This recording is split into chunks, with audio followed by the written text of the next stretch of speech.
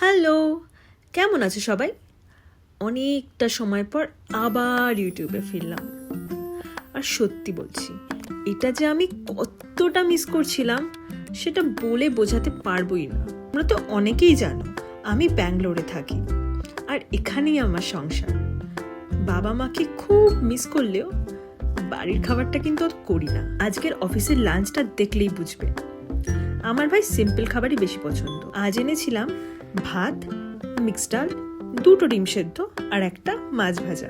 ব্যাঙ্গালোরে থাকি বলে কি হবে, অফিসের লাঞ্চে মাছটা কিন্তু সপ্তাহে 2 দিন অন্তত চাই।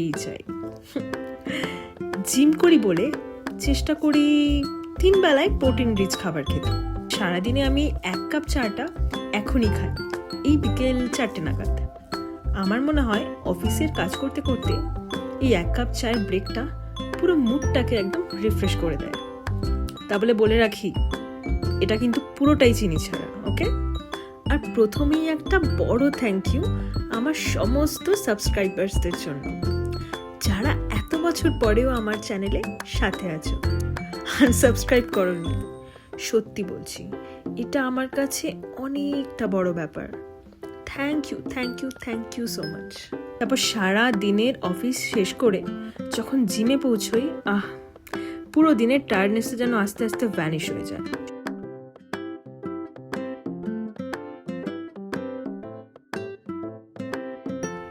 আজ ছিল লেগস আর শোল্ডার, কিন্তু আজ জানি না কেন এনার্জিটা খুব লো ছিল। নর্মালি আমি ওই 12 to 15টা স্কোয়াট কমফোর্টেবলি করতে পারি, কিন্তু আজ 10টা তো ছাড়ো, 6-7টাও করতে পারছিলাম না ঠিকঠাক করে, এত হাঁপিয়ে উঠছিলাম। এমন দিন তো সবারই আসে, তাই না? তবুও আমি একটা জিনিস কিন্তু মেনটেন করার চেষ্টা করি, জিমটা যেন স্কিপ না হয়। কারণ এনার্জি লেভেল সব দিন তো সেম থাকে না, কিন্তু কনসিস্টেন্সি যদি মেনটেন না করি তাহলে কিন্তু খুব বড় বিপদ। জিম শেষ করে বাড়ি ফিরে বানালাম আমার favourite quick dinner, chicken salad আর সাথে মাল্টিগ্রেন ব্রেড।